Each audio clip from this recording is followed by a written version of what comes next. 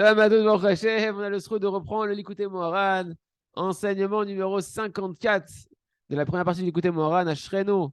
Matov Chelkeino, Shezachenu Litkarev Lerabbeinu, Ashreno, Matov Chelkeino, Shezachenu Lekabel Likutei Moharan. Baruch Hashem, on reprend les amis où on s'est arrêté. Et donc, Rabbi Nachman nous avait dit maintenant, regardez, on va reprendre le verset qu'on avait déjà vu, un verset qu'on avait déjà vu ensemble, et comment tout le verset du début à la fin, Rabbi Nachman va nous montrer que ce verset de la Torah, il comprend tout cet enseignement que Rabbi Nachman nous a dit. Ve'ata bo ur'e, mata v'umana'im, mata kesher kol amikra hazeh. Viens et vois et contemple combien est beau et agréable tout le lien qui unit en réalité ce verset-là. Quel verset? Le verset qu'on a vu dans Oshéa qui dit Nidmu ami vechoulé. C'est-à-dire que mon peuple il s'est tenu en silence, il a dédaigné la conscience, et Hachem il a dit moi aussi je vous dédaignerai d'être des prêtres, etc. Combien en fait ce verset va avoir un nouvel éclairage d'après ce qu'on a expliqué dans cette Torah-là. Le verset en entier c'est Nidmu ami mibli adat. Mon peuple s'est tenu dans le silence sans avoir conscience d'Hachem. Car toi, tu as, car toi, tu as dédaigné la conscience d'Hachem. Et donc, moi, Hachem, je t'ai dédaigné de me servir en tant que prêtre, en tant que Kohen. Et là, on n'avait pas vu la fin du verset. On la voit maintenant. Vatishkar Torah telokecha, eshkar banecha gamani. Tu as oublié la Torah de ton Dieu. J'oublierai tes enfants, moi aussi. Parole de l'Éternel. Vezéou. Maintenant, on va voir le lien qui unit tout ce verset-là. Avec des choses qu'on a déjà expliquées, qu'on va moins s'attarder, et il y a des nouveautés qu'on va expliquer. Vezéou nidmu ami mibli adat. C'est ça le sens du verset que mon peuple s'est tenu dans le silence sans avoir conscience d'Hachem. Shalede bgamadat, mitgaber, koach hamdame, canal. Que par l'endommagement de la conscience divine, quand une personne, eh ben, on avait vu quand elle dit du lachonara, elle devient inconsciente d'Hachem. Et donc, quand une personne, elle perd, elle endommage sa conscience d'Hachem, le souvenir d'Hachem, alors se renforce sur lui quoi? Qu'est-ce qui rentre en lui? On a dit le koach hamedame, la force de l'imaginaire. Et donc, ici, le mot nidmou, ils ont été silencieux. C'est pas silencieux qu'il faut dire ici. C'est nidmou, ça vient du mot damé, medamé, la force de l'imaginaire. Elle est rentrée dans l'homme. Mibli da'at, quand il a perdu sa conscience d'Hachem, parce qu'il a dit lachonara. Ki ata da'at, comme on l'a expliqué au-dessus. Ki ata da'at ma'asta ve'masra mikaenli. Car toi, tu as dédaigné la conscience d'Hachem, et Hachem, il t'a dédaigné d'être son prêtre qui peut le servir. Car les dev gamadat nofel me'avodik dusha. On avait déjà vu tout ça. Parce que par l'endommagement de la conscience d'Hachem, parce qu'une personne a dit du lachonara, elle a perdu la conscience d'Akadosh Baruch Hu, il rentre en lui l'esprit de l'imaginaire qui est l'esprit de l'animal, on va dire. Et donc, une personne, elle tombe de l'amour saint pour Akadosh Baruch Hu, elle chute de cet amour saint d'Akadosh Baruch Hu, Shem Prinat Kohen, qui est la dimension du Kohen, que le Kohen représente l'amour et le chesed. Et à ce moment-là, se renforce sur lui les forces de l'imaginaire, la force animale d'aimer les choses interdites de ce monde-là, basses et animales de ce monde-là. Dans le sens du verset, c'est ça, Nidmu ami, mon peuple, il est rentré dans la force de l'imaginaire. Tout ça, on l'a déjà expliqué en long et en large dans les cours d'avant, donc on ne va pas s'attarder là-dessus. Il faut faire des révisions ou regarder les premiers cours pour ceux qui ne les ont pas vus. Et c'est ça qui conclut dans le verset, et là c'est la nouveauté que Rav Nachman n'est pas encore expliqué. Vatishkar Torah telokecha. Et tu as oublié la Torah de ton Dieu. Vatishkar Vadak, elle est des Gamadash, elle est des ennemis Gaberkohamdame, elle est des ennemis Gamazikaron, Baleshecha Kanal. Vezéou, Eshkar Banecha Gamani. Il dit, quand tu as oublié la Torah de ton Dieu, en fait c'est évident. C'est la conséquence de ce qu'on a vu au préalable. Parce que lorsqu'une personne, à cause du Lachonara, elle est devenue inconsciente d'Akadosh Baruch Hu, c'est quoi inconscient? Un inconscient, c'est quelque chose, c'est quelqu'un qui a plus le souvenir de la conscience, il est inconscient. Et ici, on parle de l'inconscience d'Hachem. Donc, quand tu deviens inconscient d'Hachem, et ben forcément, tu oublies la Torah d'Hachem. Et pourquoi la Torah d'Hachem elle s'oublie? Parce que comme tu as du Lachonara, que ta conscience d'Hachem elle est partie, que la force de l'imaginaire elle est rentrée en toi, la force de l'imaginaire c'est le Yetzirara, d'accord? Donc, automatiquement, le souvenir d'Hachem et de la Torah d'Hachem, il s'en va. Tu deviens fou, un inconscient. C'est le fauteur. Le fauteur, on l'appelle un fou. Shlomo Ameler, toujours, il dit que le fauteur dans Michelet, comment il l'appelle? Dans Michelet ou dans Kohelet, je ne sais plus. Il l'appelle Xil. Xil, c'est quoi? C'est l'idiot. D'accord? Un fauteur, c'est un idiot. C'est quoi un idiot? C'est-à-dire qu'il est juste en état d'inconscience d'Hachem. Ouais. Je finis juste le raisonnement. Viens, viens, viens, viens, viens, viens. Allez, des Enivgam Azikaron, à cause de ça, eh ben, donc, le souvenir d'Hachem est endommagé. Et Baléchecha, et t'en viens à l'oubli, c'est ça qu'il a dit le verset, et tu as oublié la Torah de ton Dieu. Et donc la suite, elle est compréhensible maintenant du verset. Et Shkar Banecha Gamani, moi aussi je vais oublier tes enfants. Ça veut dire quoi? On avait expliqué, rappelez-vous, avec Avshalom, qu'il n'a pas eu d'enfant, il n'a pas pu laisser de garçon. Avshalom, une définition qu'elle a eue, c'est qu'il n'a pas pu laisser de garçon de descendance masculine. Parce que c'est quoi la descendance masculine? C'est le souvenir de ton passage sur Terre. Ton passage, il est éphémère. Si tu as oublié, il est éphémère sur Terre, ton passage. Par contre, tes enfants, ils vont être ta trace. Et en particulier les garçons. Qu'elle aidé chez Pogem, Bazikaron, Menofel et Shecha, par le fait qu'une personne, elle endommage le souvenir d'Hachem, parce qu'elle a laissé la force de l'imaginaire entrer en lui à cause du Lachanara, et que tu tombé dans l'oubli de la Torah d'Hachem, l'oubli de la conscience d'Hachem. À cause de ça, Enlo Ben Zachar, une personne, elle n'aura pas, elle peut pas avoir d'enfants masculins, comme chez Mouval et elle, et Yann Avshalom, qu'on a vu au propos d'Avshalom, qui n'a pas mérité, chez Lozachar, les Ben Zachar, Mechamadze, chez Pogam Bazikaron, qui n'a pas mérité d'avoir un enfant masculin, un garçon, parce qu'il n'a pas, parce qu'il a endommagé le souvenir, vu qu'il avait des mauvais yeux sur son père, qu'on avait dit que le mauvais œil, c'est ce qui fait perdre, entre autres, le souvenir d'Akadosh Baruch Hu. Vezé, Eshkar, Banecha, Gabani, Kanal, c'est la fin du verset. Quand la fin du verset, il dit, moi, je vais oublier tes enfants aussi. Sous-entendu, tu n'auras pas la propriété d'avoir, t'as endommagé le souvenir, alors ton souvenir à toi aussi va être endommagé, et je vais oublier tes enfants, sous-entendu, tu n'auras pas d'enfants. Mesure pour mesure. Vas-y, tu voulais poser une question? Pas de question. Non, la deuxième. Elle est plus intéressante. C'est-à-dire quoi? Il avait des mauvais yeux sur son père. On a déjà dit ça, c'était un Corinthiens. Ah, ok, je me rappelle. Il jalousait son père et il prend la robe de son père. Ouais, je me rappelle, là, il arrête ça. Alors, si tu peux pas, tu peux pas répondre. Shlomo Hamer, t'as dit la folie. Shlomo Hamer, c'est vrai qu'à la fin de sa vie, il est devenu fou.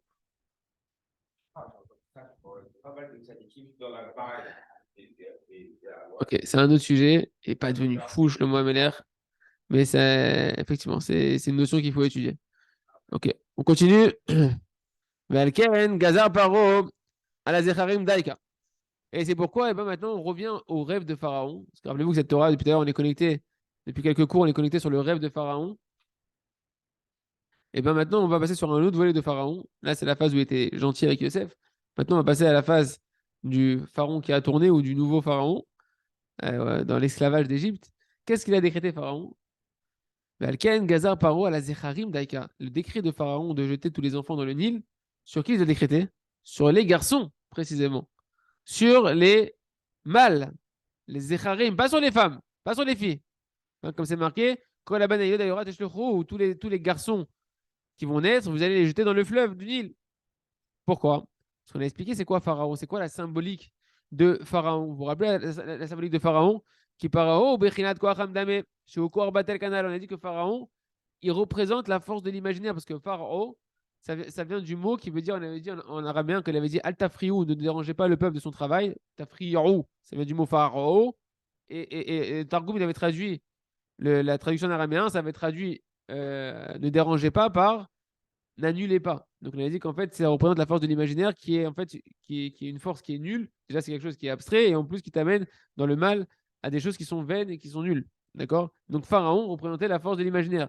Donc quand c'est Pharaon qui décrète la mort des garçons dans le fleuve, en réalité, ici, on fait référence à la force de l'imaginaire du mauvais côté qui est la force du Yetzirara. Shumit Gaber à la Zikaron, que toute sa force de l'imaginaire, elle a de la place que quand elle se renforce et qu'elle se renforce sur le souvenir que tu as d'Akadosh Baruch Hu, elle veut prendre la place, au lieu que tu penses à Hachem, que tu penses à ce monde-là et que tu penses aux bêtises de ce monde-là. Donc Pharaon, c'est la force de l'imaginaire qui veut prendre le dessus sur le souvenir de la conscience d'Akadosh Baruch Hu, qui est la force de l'imaginaire positive. Que le souvenir d'Hachem, qui est la force de l'imaginaire positive, chez Ubrinat Ben Zachar, c'est la dimension des garçons. Pourquoi? Parce que Ben Zachar, Ben, c'est le fils, Zachar, masculin, c'est vient du mot Zecher, souvenir. Le garçon, dans l'étymologie du mot Zachar, tu as le mot Zecher. Dans le garçon, tu as, le mot souvenir qui apparaît. Et aussi, le garçon, c'est le souvenir au niveau de la descendance qui perpétue le nom du père. Donc, qu'est-ce qu'il veut faire, Pharaon? Pharaon, qui est en fait, qui reprend de l'esprit de la force de l'imaginaire, elle veut endommager, elle veut prendre la place du souvenir d'Akadosh Baruch Hu. Donc, elle va prendre les garçons qui représentent le symbole du souvenir et les jeter dans le fleuve. Et on va expliquer le fleuve, on va tout expliquer, on va tout expliquer comment tout est lié. Parce que le force de l'imaginaire, quand elle se renforce, elle va endommager et annuler, parce qu'on a dit que Pharaon, ça vient du mot batel, ça veut dire annuler. Elle va annuler quoi? Elle va endommager et annuler quoi? Que Dieu nous en préserve? Le souvenir d'Hachem. Elle va annuler ta conscience d'Hachem. En ça, la force de l'imaginaire, elle est une force qui annule. Elle t'annule ta conscience d'Akadosh Baruch Hu, nous dit Rabbi Nachman. C'est pour ça que les gens disent ouais, ça va, les séries, on peut regarder les séries, les films, on peut regarder les films, faut pas exagérer. Et ça va, il faut se détendre. Et les dessins animés, les machins. Ouais, mais t'es en train de faire quoi? T'es en train de donner la force à l'imaginaire, de prendre le dessus sur toi. Mais quand ta force de l'imaginaire, elle n'est pas canalisée vers Hachem, elle est en train d'annuler ta conscience d'Hachem. Et après, tu veux comme dans les films, tu veux plusieurs femmes, tu veux plein d'argent, tu veux une super baraque, tu veux un truc, t'es pas content, et puis après, tu deviens coléreux parce que dans ton imaginaire, tu as vu qui se frappent dessus. Et t'as jubilé de voir des gens se frapper dessus, de se tuer, etc. Donc en réalité, la force de l'imaginaire, les amis, il faut qu'on ait conscience que c'est celle qui nous fait oublier Kadosh Baruch Hu. Parce que ta force de l'imaginaire, soit tu la mets vers Hachem, soit tu la mets vers autre chose. Et quand tu dis c'est bon, je vais m'aérer un peu l'esprit. Bah, t'as aéré l'esprit de qui? La conscience d'Hachem. Tu vas être dans les mains de qui alors?